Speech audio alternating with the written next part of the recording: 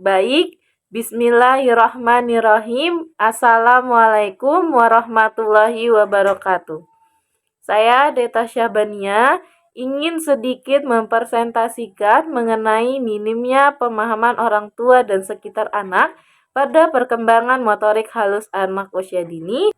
Baik, langsung saja ke materi yang pertama, yaitu pengertian perkembangan motorik halus, di mana ada pengertian perkembangan. Yang pertama, perkembangan adalah perasaan yang tumbuh pada diri seseorang dan mengakibatkan perubahan pada pola pikir, hubungan sosial, dan skill motorik dalam waktu jangka panjang. Dan pengertian dari motorik halus sendiri adalah gerakan yang melibatkan bagian tubuh tertentu dan dilakukan oleh otot-otot kecil atau halus serta memerlukan koordinasi yang cermat. Jadi di sini pengertian dari perkembangan motorik halus adalah suatu pertumbuhan otot-otot kecil sang anak yang dapat dilakukan dengan kegiatan-kegiatan seperti menggunting, mengikat, memasukkan kelereng ke lubang, memasukkan kunci ke dalam lubangnya.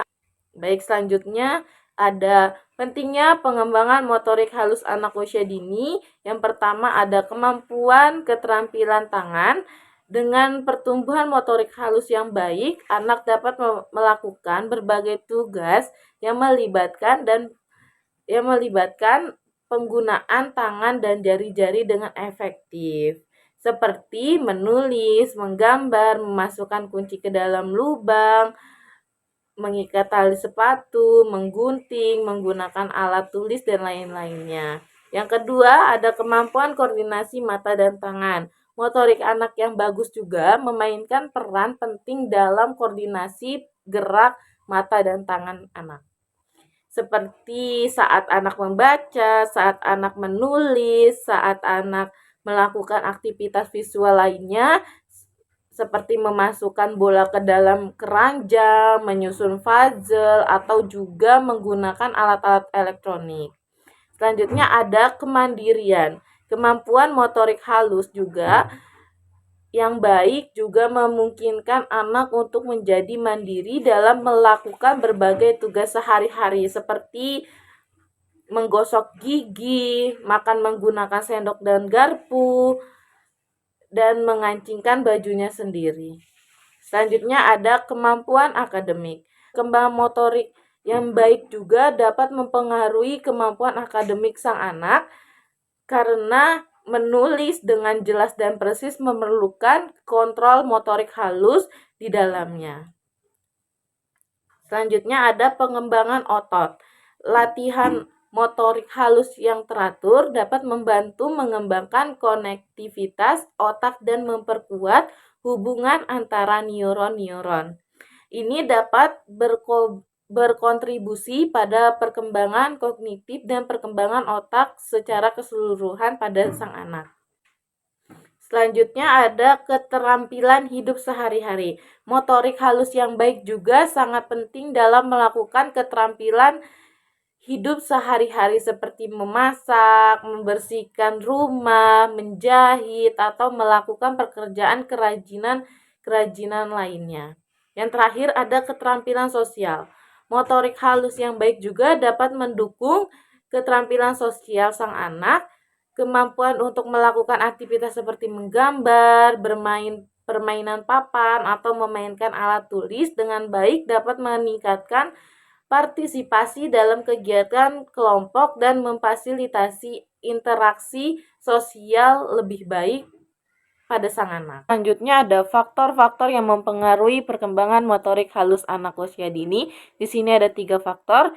Yang pertama ada faktor genetik, lingkungan, dan latihan, di mana beberapa anak mungkin memiliki kecenderungan alami untuk mengembangkan kemampuan motorik halusnya dengan cepat, melebihi daripada yang lainnya, dan ada pun yang sebaliknya. Dan lingkungan pun menjadi peran penting untuk mendukung pertumbuhan motorik halus anak.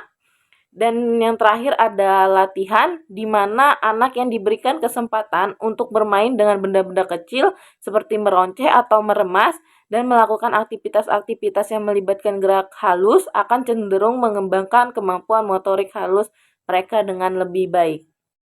Selanjutnya ada metode yang dapat dilakukan untuk mengembangkan motorik halus anak. Pertama ada metode Montessori, di mana metode ini bertujuan untuk mengembangkan keterampilan motorik halus anak dan koordinasi antara mata dan tangan, di mana metode ini juga menggunakan berbagai alat dan bahan memanipulatif yang dirancang secara khusus untuk melatih keterampilan motorik halus anak, seperti permainan jangka, pemutaran baut, memasukkan benda ke dalam lubang, dan lain-lain. Selanjutnya yang kedua ada metode bermain, di mana metode bermain ini adalah salah satu cara alami bagi sang anak untuk mengembangkan keterampilan motorik halusnya.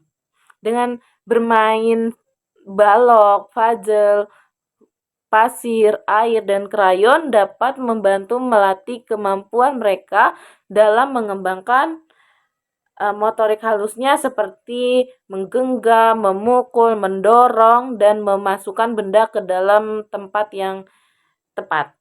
Selanjutnya yang ketiga ada metode musik dan seni. Aktivitas yang melibatkan musik dan seni juga dapat mengembangkan kemampuan motorik halus anak, di mana bermain alat musik seperti piano atau biola, melukis, menggambar, atau mengerjakan kerajinan tangan dapat melatih koordinasi mata, tangan, dan mengasah keterampilan motorik halus sang anak. Yang keempat ada terapi okupasi. Terapi okupasi ini adalah pendekatan yang mempergunakan aktivitas sehari-hari untuk meningkatkan kemandirian dan fungsi motorik anak. Terapis okupasi menggunakan berbagai latihan dan kegiatan yang dirancang khusus untuk melatih keterampilan motorik halus anak seperti mengait, menggunting, mewarnai, merangkai puzzle, dan lain-lain. Yang terakhir ada terapi sensori integrasi. Terapan ini fokus terhadap pengembangan integrasi sensori sang anak yang melibatkan pengolahan informasi sensori dalam tubuh sang anak melalui latihan dan kegiatan yang dirancang khusus. Terapi ini dapat membantu meningkatkan keterampilan motorik halus, koordinasi mata tangan, dan kemampuan untuk mengatur gerak tubuh. Selanjutnya di sini ada kegiatan yang dapat dilakukan untuk mengembangkan motorik halus anak. Di sini ada 8 kegiatan. Yang pertama adalah aktivitas bermain yang melibatkan gerakan tangan, permainan seperti puzzle, Lego, dan balok bangunan.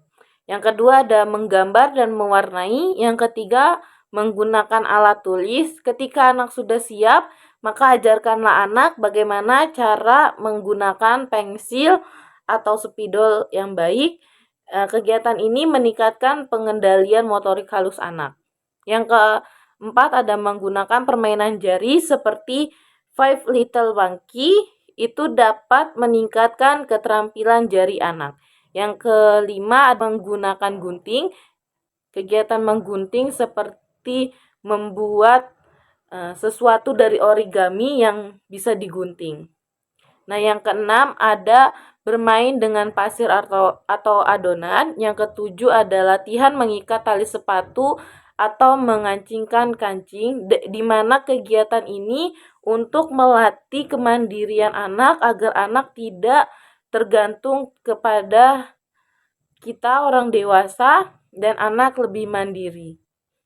Yang terakhir ada menggunakan alat seni dan kerajinan. Selanjutnya ada dampak kurangnya perkembangan motorik halus anak. Yang pertama ada kesulitan dalam aktivitas sehari-hari seperti makan menggunakan sendok dan garpu atau mengancingkan baju dan lain-lainnya. Terus yang kedua ada keterbatasan dalam kemampuan akademik. Mungkin anak yang kurang atau yang terlambat perkembangan motorik halusnya sedikit terhambat dalam mengikuti kegiatan di kelas atau di sekolahnya. Yang keempat, ada rendahnya kepercayaan diri, di mana sang anak yang memiliki pertumbuhan atau perkembangan motorik halus yang lambat itu akan merasa kurang percaya diri dan akan kurang pede untuk melakukan hal-hal baru.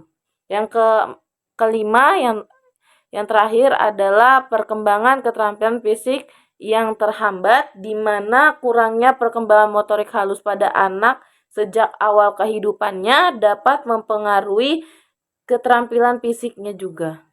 Jadi, motorik halus dan motorik kasar anak itu harus seimbang agar tidak mempengaruhi keaktivitasan fisiknya. Baik, selanjutnya di sini terakhir ada kesimpulan. Jadi, begitu penting perkembangan motorik halus anak usia dini. Dengan demikian, penting bagi anak usia dini untuk mengembangkan motorik halusnya karena hal tersebut berdampak pada kemandirian sang anak, kemampuan akademis sang anak, koordinasi mata dan tangan, kemampuan sosial, serta perkembangan otak mereka. Dukungan dan bimbingan yang orang tua dan sekitar berikan membantu anak mengembangkan keterampilan motorik halus yang penting untuk kegiatan sehari-hari dan kemampuan akademik mereka. Dan ingatlah bahwa setiap anak berkembang dengan ritme dan kecepatan yang berbeda. Selalu berikan kesempatan dan dorongan yang positif saat anak mengembangkan motorik halus mereka. Penting juga untuk memberikan waktu dan kesempatan untuk bermain dan bereksplorasi dengan bebas. Dalam bermain, anak dapat secara alami melatih motorik halus mereka. Jangan lupa juga untuk memberi pujian dan dorongan saat mereka membuat kemajuan motorik halusnya dengan baik, karena hal ini akan membantu memotivasi dan membangun rasa percaya diri mereka. Baik, sekian presentasi singkat dari saya mengenai minimnya pemahaman orang tua dan sekitar anak tentang perkembangan motorik halus anak. Mudah-mudahan bermanfaat. Wassalamualaikum warahmatullahi wabarakatuh.